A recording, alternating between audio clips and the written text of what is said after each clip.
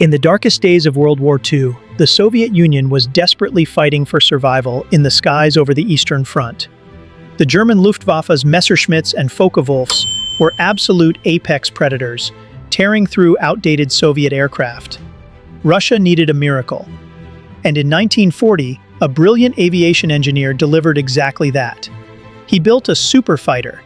It was a heavily armed, aerodynamic masterpiece, capable of hitting mind-bending speeds of 680 kilometers per hour. When combat pilots secretly tested it, they declared it the absolute best aircraft in the Soviet arsenal. It was a machine that could have shattered the Luftwaffe and ended the air war months earlier. But this incredible aircraft was never mass-produced. It was completely erased from the war. Not by German anti-aircraft fire, and not by the Luftwaffe. It was assassinated by its own country's toxic politics, a jealous rival, and a tiny, mysterious piece of copper wire. This is the story of the Polikarpov I-185, the ultimate system glitch of Soviet aviation, and the greatest fighter plane of World War II that you've never heard of. Nikolai Nikolaevich Polikarpov was a man who could see the future, and he knew a storm was coming. By late 1939, Polikarpov understood that the Soviet aviation industry was being crippled by a massive hardware limitation. They simply lacked powerful, reliable engines. To build a fighter that could outrun and outgun the Germans, Polikarpov couldn't just build a plane. He had to build a modular weapon. He designed the I-185.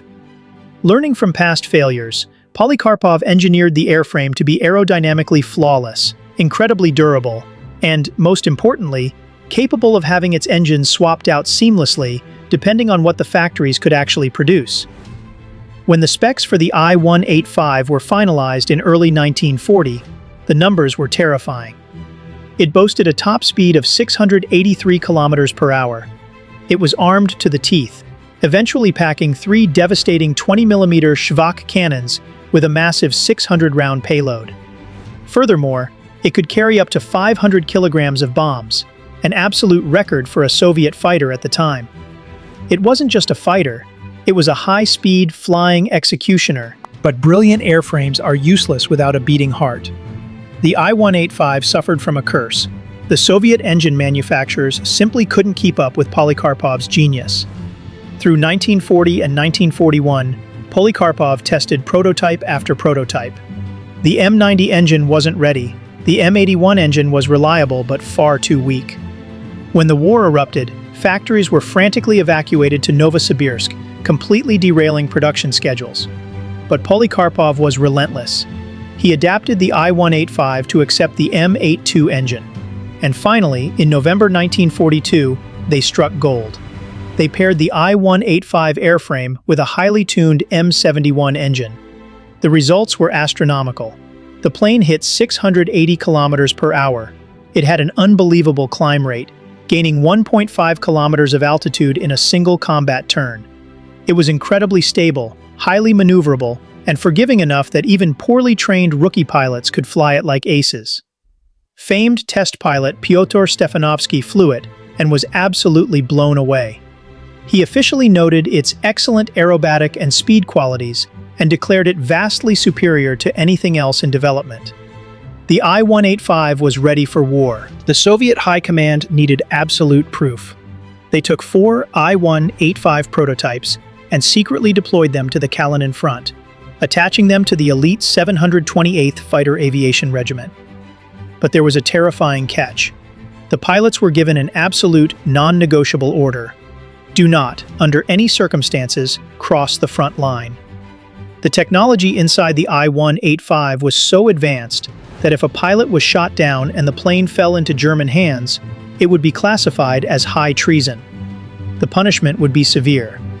Because of this strict leash, there are very few records of actual dogfights. The I-185s would fly in pairs, execute high-speed, high-altitude slashing attacks against the Germans, hit their afterburners, and vanish back to their airfield before the Luftwaffe even knew what hit them. The 728th Regiment flew 40 combat missions in the experimental fighters. When the trials ended, the frontline officers submitted a glowing, desperate report. At present, The I-185 is the best fighter-type aircraft in its simplicity of control, speed, maneuverability, armament, and survivability. The pilots are eagerly waiting for this aircraft at the front. It was a total triumph. The I-185 was going into production. But Polikarpov didn't realize that his greatest enemy wasn't in Berlin. His enemy was sitting in an office in Moscow, whispering into the ear of Joseph Stalin. Enter Alexander Yakovlev. Yakovlev was an aircraft designer who had managed to secure the ultimate political position. He was Joseph Stalin's personal advisor on aviation. Yakovlev was currently pushing his own line of fighter planes, but there was a glaring problem. Yakovlev's planes had weak airframes and couldn't handle the massive air-cooled engines that Polikarpov was using. When Yakovlev saw the combat reports of the I-185, he knew immediately that Polikarpov's super fighter would make his own aircraft completely obsolete. If the I-185 went into mass production, Yakovlev's power, prestige, and funding would evaporate. So Yakovlev executed a masterclass in bureaucratic sabotage. When submitting the official report on new aircraft development to Stalin, Yakovlev deliberately hid the glowing combat data of the I-185. He lied to the Supreme Commander, claiming the I-185 was a raw, untested machine that had barely begun factory trials. He heavily criticized the plane's weight, completely ignoring the fact that its massive engine power and advanced wing mechanics gave it a vastly superior power-to-weight ratio than anything Yakovlev had ever built. Despite Yakovlev's sabotage, the desperate pleas from test pilots, frontline commanders, and engineers finally reached Stalin. Through sheer, undeniable performance, the I-185 was approved for a limited production run in February 1943. But Yakovlev's bureaucratic stalling had bought just enough time for a fatal glitch to occur. April 5, 1943. Legendary test pilot Vasily Stepanchyk took an I-185 up for a routine range testing flight. Suddenly, at an incredibly low altitude, the massive M71 engine choked and died. Stepanchyk was trapped. With no altitude to bail out and no power to maneuver, he was plummeting directly toward the factory's hangars. In a heroic final act, Stepanchyk steered the dead, heavy aircraft away from the main buildings, aiming for a window. The wings sheared off as the fuselage crashed into the factory, slamming into a heavy steel slipway. Stepanchyk and a factory worker were killed instantly. 6 others were wounded. An immediate investigation was launched. What caused the most reliable, thoroughly tested engine to suddenly fail? When engineers tore apart the wreckage, they found something chilling. Tucked perfectly under the seat of the carburetor valve was a single small piece of copper locking wire. It was an object that had absolutely no business being there. The wire had choked the fuel flow, causing the engine to sputter and violently stall. Was it a tragic, careless mistake by a distracted mechanic? Or was it deliberate, calculated sabotage designed to kill the pilot and destroy the project? Historically, we will never know for sure, but what happened next was incredibly suspicious.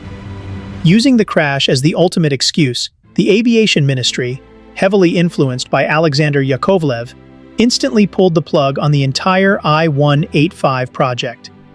The order for mass production was cancelled.